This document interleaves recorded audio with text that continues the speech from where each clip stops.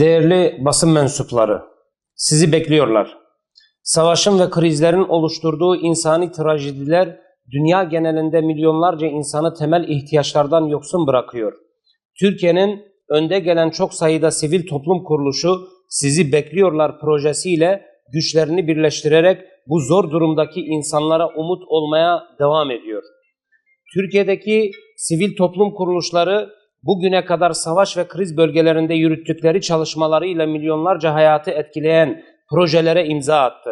Suriye, Filistin, Doğu Türkistan, Lübnan, Yemen, Afganistan, Somali gibi çatışma ve krizlerin sürdüğü bölgelerde ve savaş dolayısıyla göç eden insanların sığındığı topraklarda insanların en temel ihtiyaçlarını karşılamak için büyük bir özveriyle çalışmaktadır.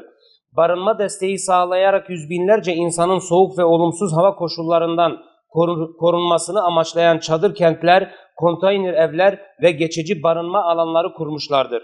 Acil ihtiyaçları karşılamak adına milyonlarca ton gıda yardımı ulaştırılmış, mobil klinikler, sahra hastaneleri ve ilaç yardımlarıyla hasta ve yaralıların tedaviye erişimi sağlanmıştır. Çatışmalardan en çok etkilenen çocukların eğitimlerine devam edebilmesi için okullar inşa edilmiş, eğitim materyalleri temin edilmiş ve ailesini kaybetmiş çocuklar için yetimhaneler inşa edip bakımlarını üstlenmiştir. Ayrıca savaşın travmatik etkilerine maruz kalan bireyler, özellikle çocuklar için terapi merkezleri kurulmuş ve rehabilitasyon programları başlatılmıştır.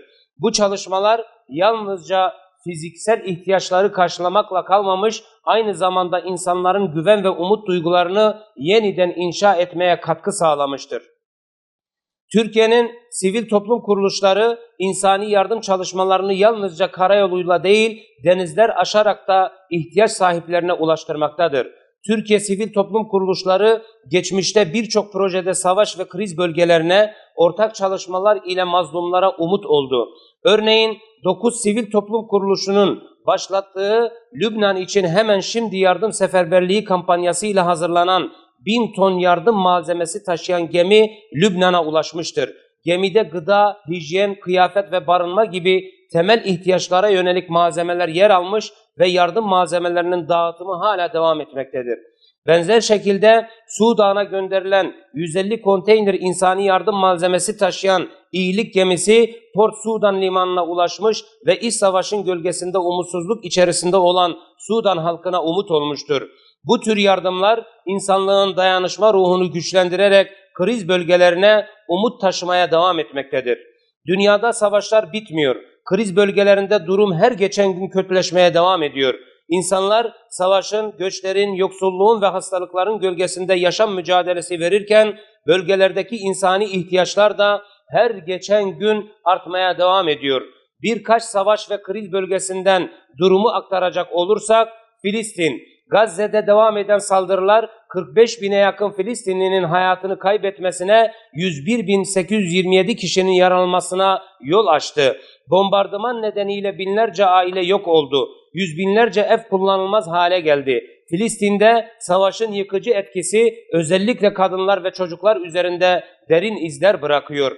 Sudan, 15 Nisan 2023'te başlayan iç savaş Sudan'da büyük bir insani kriz oluşturdu. 8.3 milyon kişi yerinden edildi. 12 milyon insan göç etmek zorunda kaldı. 20 binin üzerinde sivil hayatını kaybederken 50 binden fazla kişi yaralandı. Kolera vakaları, açlık ve eğitim imkanlarının yokluğu Sudan halkını derin bir umutsuzluğa sürükledi. Diğer kriz bölgeleri Suriye, Lübnan, Doğu Türkistan, Yemen, Bangsamoro, Patani ve Arakan gibi bölgelerde de insanlar çatışma, baskı ve insan hakları ihlalleriyle mücadele ediyor. Milyonlarca kişi güvenli bir yaşam sürmek için uluslararası toplumun desteğine ihtiyaç duyuyor. Savaş ve krizlerin etkilediği bu bölgelerdeki insanlar yalnızca hayatta kalmak için değil, aynı zamanda daha iyi bir gelecek inşa edebilmek için de desteğe ihtiyaç duymaktadır. Türkiye'nin sivil toplum kuruluşları tüm zorluklara rağmen bu çağrıya yanıt vererek savaşın ve krizlerin yarattığı karanlık tabloyu değiştirmek için çaba sarf etmektedir.